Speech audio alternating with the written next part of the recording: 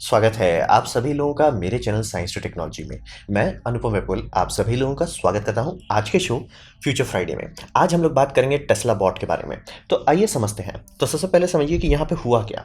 तो हुआ ये जिसे कहते हैं टेस्ला एआई डे, यानी कि एक दिन जैसे टेस्ला का बैटरी डे था जहाँ पे वो बैटरी के बारे में डिस्कस कर रहे थे, कंपनी जो काम कर रही है। ये उसी तरह का एआई डे है कि यानी कि जो सॉफ्टवेयर डिवीजन का डिपार्टमेंट है जहाँ पे आर्टिफिशियल इंटेलिजेंस बनाया जा रहा है, उनके लिए एक कॉन्फ्रेंस था जिसमें इलॉन मस्क आए एज ए होस्ट के तौर पे, और मेन पार्टिसिपेंट जो थे वो इंजीनियर्स थे, जो इंजीनियर्स काम करते हैं एक्चुअली।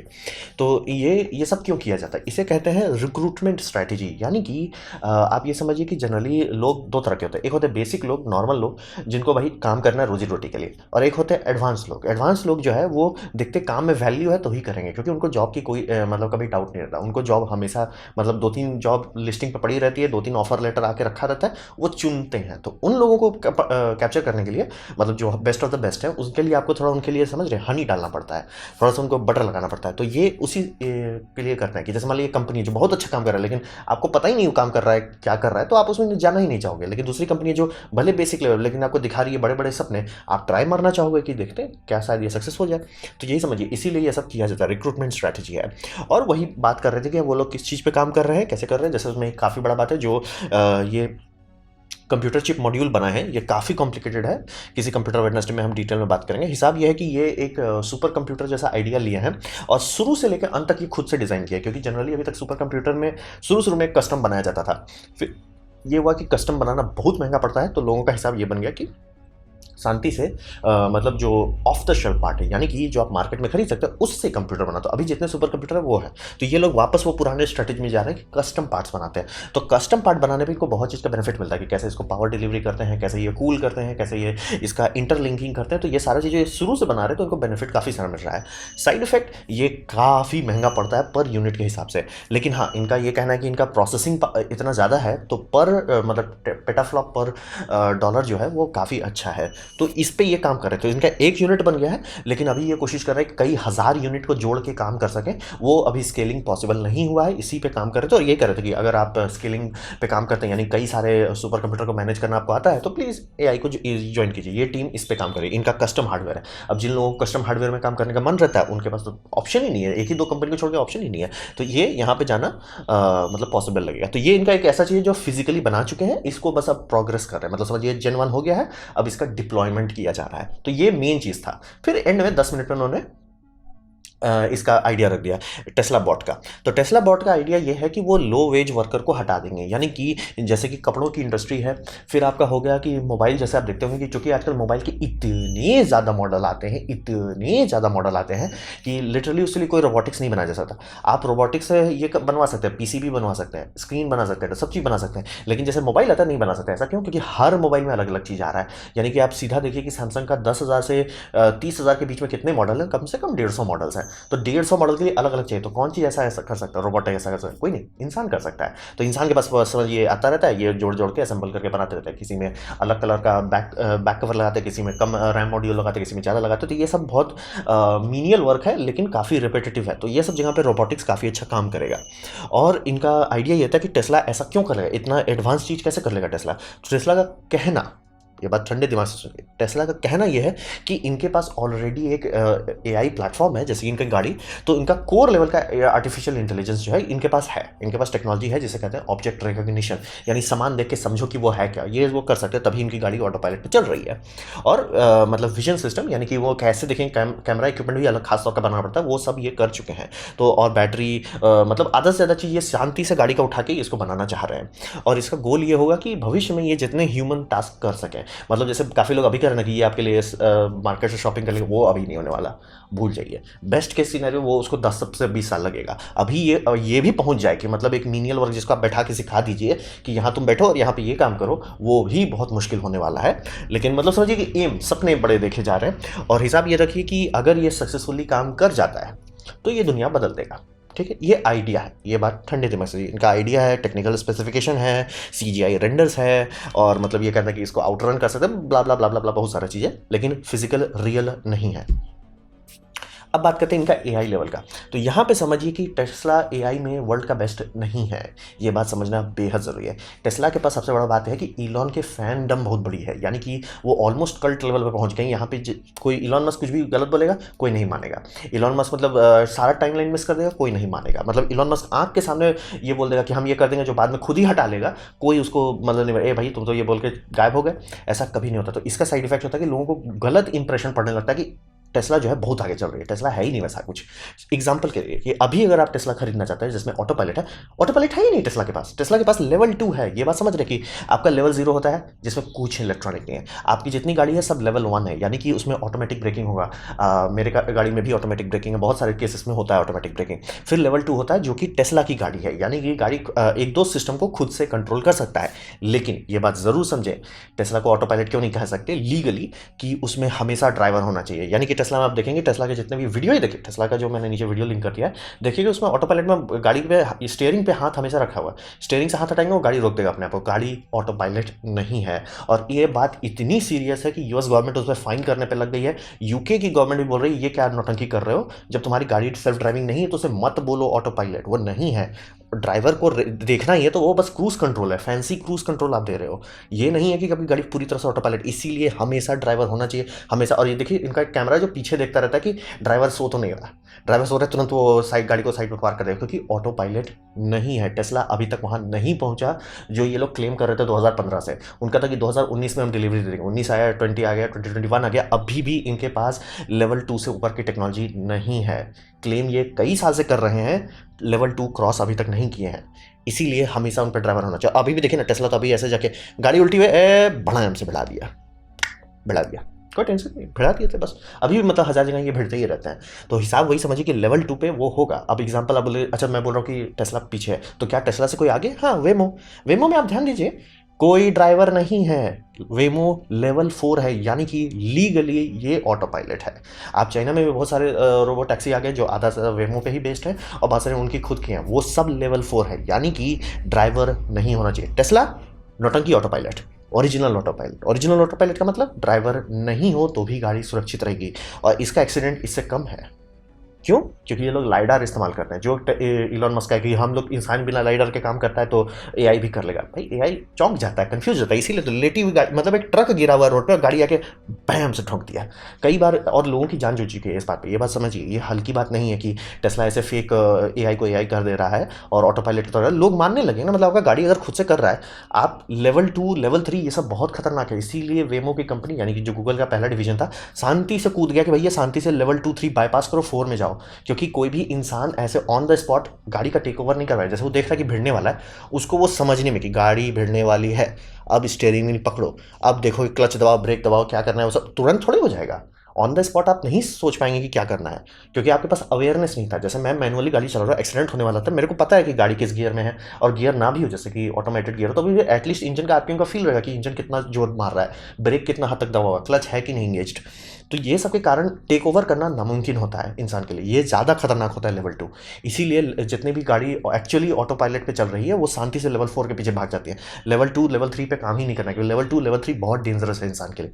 इसीलिए टेस्ला ऐसा बार बार बैठता है। टेस्ला हमेशा एक्सीडेंट के बाद हमने तो बोला था कि स्टीयरिंग में लगा, तो भैया आप ऑटो पायलट बोलते क्यों हो? ऑटो पायलट मतलब ऑटो पायलट होता है। ये आधा अधूरा वाला काम बहुत खतरनाक है। और इसीलिए मैं बोल रहा हूँ कि टेस्ला का जो ये इल्यूजन बन गया ना कि बहुत आगे है, सब चीज़ सबसे बेस्ट है, बहुत कंपनी उनसे बहुत आगे जाके हो गया, उनका काम हो गया। इसीलिए बता रहा हूँ कि वेमो का टैक्सी सर्विस ऑलरेडी आ गया, जो कि सोचिए क्लेम कब से किया जा रहा था कि टेस्ला लोग खरीदेंगे और टेस्ला का रोबोट टैक्सी वाला सिस्टम होगा। और जब लिटरली जो लोग इन्वेस्टिगेटिव जनरल हैं जाके देखें कि भैया क्या कर रहे हो आप, मतलब पेपर वर्क आपने फाइल किया? नहीं। क्यों नहीं कर सकते? लेवल 2 में तो आप फाइल ही नहीं कर सकते, लेवल 4 या 5 पे चाहिए आपको। तो वही समझिए कि और लेवल 5 जब पहुंच जाएगा तब ये सब सिस्टम में से स्टीयरिंग व्हील हटा दिया जाएगा। अभी लेवल 4 में भी उसकी ज़रूरत नहीं है, लेकिन लेवल 4 में इसलिए रखा जाता है कि कभी कभी कुछ ऊट पटांग सिचुएशन हो तो ये सब गाड़ी भिड़ेगा नहीं, लेकिन आपने बोल देगा भैया हमसे ही नहीं समझ में आ रहा है। जैसे मान लीजिए कुछ ऊट पटांग जगह पे आप पार्किंग करना चाह रहे हैं, तो ये बोल देगा भाई हमसे ना होवे, आप टेक ओवर कर लो। तो इसीलिए स्टीयरिंग व्हील है। लेवल 5 में शांति से स्टीयरिंग व्हील नहीं रहेगा, लेवल 5 पे ये होगा। टेस्ला लेवल 2 पे अटका हुआ है, कब का ये क्लेम कर रहे हैं, और लेवल 4 पे बहुत सारी कंपनी पहुंच चुकी है। तो ये बात समझ लीजिए कि इनका एआई लेवल अच्छा है, मजाक नहीं है, लेकिन उससे बहुत लोग बहुत आगे जा चुके हैं, बहुत पहले आगे जा चुके हैं। तो ये बात समझना बेहद ज़रूरी है कि उनका जो फैंडम है, इसके कारण से सब कोई सोचता है कि वो बेस्ट ऑफ द बेस्ट है। उनसे बहुत लोग बहुत आगे जा चुके हैं। अब बात करते हैं रोबोटिक्स में।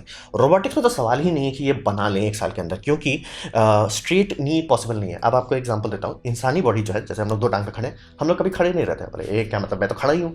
बात यह है कि अगर आप मेरे पैर के नीचे एक सेंसर रखते हैं जिसमें आप देख सकते हैं कि मेरा फोर्स फोकस कहाँ पे है, यानी कि मेरी बॉडी का मास का है, वो हमेशा घूमता हुआ आएगा। यानी कि अगर मैं इसको एक्सैजरेट करूँ तो आपकी बॉडी हमेशा ऐसे कर रही है, या आगे पीछे, मतलब सबका बॉडी अलग अलग तरीके से करता है। आप थोड़ा सा पैर फैला देंगे तो थोड़ा सा, ये आपका बॉडी हमेशा मतलब हर सेकंड में कुछ डिसीजन लेके आपको ये कर रहा है। हम लोग चलते कैसे, चलते नहीं, गिरते हैं।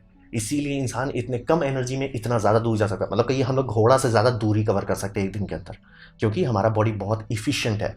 क्यों? क्योंकि वो चल ही नहीं रहा है, वो गिर रहा है, बस आगे बस गिराते रहते हैं। जैसे ऑर्बिट में आप कभी ये क्यों नहीं हो रहा है, मतलब जीरो ग्रेविटी आपको क्यों फील कर रहा है, क्योंकि आप कंटिन्यूसली गिर रहे हो। इंसानी बॉडी वही है। और ये इनका जो स्ट्रेट नी जो कर रही है, यानी कि हमारा आप घुटना देखेंगे तो एकदम सीधा रहता है एकदम, जबकि आप सारे रोबोटिक्स का देखें जो एक्चुअल है, जो मतलब एग्जिस्ट करता है, वो हमेशा नी ऐसे रहता है, फोल्डेड रहता है। नी हमेशा फोल्डेड रहता है। स्ट्रेट नी करना पॉसिबल नहीं है अभी। अभी जैसे ही आप किसी रोबोटिक्स का स्ट्रेट नी करेंगे वो सीधा गिर जाएगा, सवाल ही नहीं है कि वो खड़ा हो सके। इंसान को स्ट्रेट नी तक पहुंचने में बहुत साल लगा। ये हलवा वाला बात नहीं है। मिलियन ईयर्स का एवोल्यूशन जो है वो सिर्फ नी को सीधा करने में लगा है। रोबोटिक्स पहुंच जाएगी उस पर, लेकिन आज नहीं पहुंचने वाली, अभी बहुत टाइम लगता है। और इनका क्या है, 40 एक्चुएटर्स हैं। जैसे मैंने देखा भाई 40 एक्चुएटर्स तो ये सब में से ज़्यादा लगता है भाई, और ये सब दिखता भी नहीं है ह्यूमनॉइड जैसा। हाँ, लेकिन ये सही है, रियल है, काम करता है, डांस मूव करता है। और मोशन के मामले में कितना मोशन कर सकता है, अगर आप नी पे ध्यान नहीं देते हैं तो ये ऑलमोस्ट ह्यूमन लेवल पे मोशन जा सकता है। तो उसके कंपेयर में, बॉस्टन डायनामिक के कंपेयर में इनके है ही नहीं, क्योंकि प्रोटोटाइप तो नहीं दिखा है। एक बंदा को स्टेज में ले आया जो कपड़ा पहन के डांस कर रहा था, तो हिसाब वही समझिए कि 40 एक्चुएटर बोलने सुनने में बड़ा 40 एक्चुएटर है, जीरो है वो। इंसान के शरीर में कितने मसल्स हैं आप सोचिए। और बाय द वे, आपके फुट में, यानी कि जो फुट है जो ऐसे ऐसे रहता है, उसमें 20 से ज़्यादा मसल्स हैं। उसमें कितने हड्डी है, प्लीज़ गूगल कीजिए कि उसमें कितना हड्डी है, कितना मतलब वो आपका टांग ऐसे ऐसे कर रहा है, बैलेंस कर रहा है। आप खड़े भी हैं तो वो टांग के अंदर आराम से डेटा जा रहा है कि अरे मसल को थोड़ा सा टाइट करो, थोड़ा सा लूज करो। आपको वो हर सेकंड हो रहा है, तभी जाके आप खड़े हैं दो पैर पे। तो दो पैर पे इसीलिए नी को फोल्ड करके खड़ा करना पड़ता है। और अगर नी सीधा कर दिया तब आपका फुट का जो रिक्वायरमेंट है वो बहुत बढ़ जाएगा। और अभी कोई ऐसा सिस्टम नहीं है जो ये कर सके, क्योंकि हमारे पास आर्टिफिशियल मसल नहीं है। ये मामले में मैं कहूँगा जो मूवी आई थी आई रोबोट, वो बहुत अच्छा था, क्योंकि उसने जो रोबोटिक्स दिखाया था वो पॉसिबल है अगर आप आर्टिफिशियल ये बना लेते हैं, मसल बना लेते, क्योंकि बेस्ट स्ट्रक्चर फॉर ह्यूमनॉइड है ह्यूमनॉइड। हमारी बॉडी ही बेस्ट है, क्योंकि एवोल्यूशन इसको ऑलरेडी टाइम टेस्टिंग कर चुका है। तो शांति से इसको कॉपी पेस्ट करो। बस साइड इफेक्ट ये है कि हमारे पास कोई मसल स्ट्रक्चर नहीं है, हाइड्रोलिक्स मोटर ये सब नहीं काम करेगा। मसल जैसा स्ट्रक्चर चाहिए जो कि डायगनली कनेक्टेड है। तभी देखिए ना, आपका आप सोचते होंगे उंगली है, उंगली में तो मसल्स ही नहीं है, मसल्स आपका यहाँ पे है, उंगली में कुछ नहीं, खाली टेंडेंस है सिर्फ। तो बहुत सारी चीज़ ऐसा समझिए कि मुंह खोल के बोल देना कि हम एक साल के अंदर वो सब बना देंगे, नहीं नहीं। बॉस्टन डायनामिक को कई साल लगे। और आप सोचिए, इससे बॉस्टन डायनामिक से भी पहले कंपनी आती थी, जैसे होंडा कहते थे, होंडा का ऑस्मो रोबोट था, उसमें भी नी फोल्डेड रहता था। हर रोबोट में नी हमेशा फोल्डेड रहता है। जैसे नी दिखाए सीधा है इसका रोबोटिक्स में, हम बोले नहीं सपना दिखा रहे हैं, रियल नहीं है। नी को सीधा रखना अभी लगभग नामुमकिन है। 40 एक्चुएटर में तो नहीं होने वाला, 200-500 एक्चुएटर पे तो मैं भले मान लूँ, 40 में तो नहीं होने वाला। और अभी तक आर्टिफिशियल मसल तो है नहीं। और दिखा रहे, इनका डायग्राम जो था उसमें सीधा सीधी ये लोग ये कर रहे थे, मतलब सीधा सीधी अगर आप देखना चाहेंगे तो वो मोटर से इस्तेमाल करते हैं, उसमें उतनी फ्लेक्सिबिलिटी नहीं होती है जो मसल को रिप्लेस कर सके। तो हकीकत जो है, एक साल में तो इनका कुछ नहीं होने वाला। और इससे बात आता है हमारे मीडिया के बारे में। इसमें मैं यूट्यूबर्स को भी कवर करना चाहूँगा। ये बहुत ही दुखद हालत हो गया है, जो मतलब जर्नलिज्म का स्टैंडर्ड हो गया, ये बहुत ज़्यादा दुखद हो गया है। कारण ये समझिए कि क्लेम किया जाता है, क्लेम हर कंपनी करती है, उसको ये लोग फैक्ट के तौर पर, चाहे वो CNN हो, चाहे हमारे इंडिया के बड़े बड़े यूट्यूबर्स हो, सब ऐसे मतलब उन्हें बोल दिया हो गया। अरे भाई ये बंदा वही है, इलॉन मस्क वही बंदा है जो 2013 या 14 में क्लेम कर रहा था कि 2020 में हम मार्स पे लैंड करेंगे। ध्यान दीजिए, 2020 वो मार्स छोड़ दीजिए, वो लो अर्थ ऑर्बिट की सतह पर, चांद भी नहीं, सीधे मार्स जा रहे थे। और हर चीज़ इनका क्लेम है। इतने सारे इन्होंने क्लेम बनाया है जो फेल हो चुका है, जो कैंसिल भी कर चुके हैं। जैसे कि उनका टनल बोरिंग प्रोजेक्ट जो था, उसको शांति से प्यार से एकदम बाईपास कर दिया। अरे आइडिया गलत था, जो कि सारे इंजीनियर्स मुंह खोल के चिल्ला रहे थे, भैया ऐसे नहीं बनाया जाता, there is a reason why we have metro. Metro बनाने के कारण है, तुम जबरदस्ती का मेट्रो में गाड़ी डाल दोगे, तुम मेट्रो की भी इफिशियंसी खराब करोगे। और टनल कोई सस्ता चीज़ है नहीं, और लाखों लाख टनल ऐसे दिखा रहे हैं। मतलब CG एनिमेशन को कब से रियल मानने लग गए ये लोग। और अगर कंपनी कर लेती है तब ना बात आप कीजिए, करने दीजिए तो उनको करने दीजिए। उससे ये बहुत ख़राब बात है, क्योंकि इससे लोगों का भरोसा उठने लगता है, साइंस पे उठने लगता है।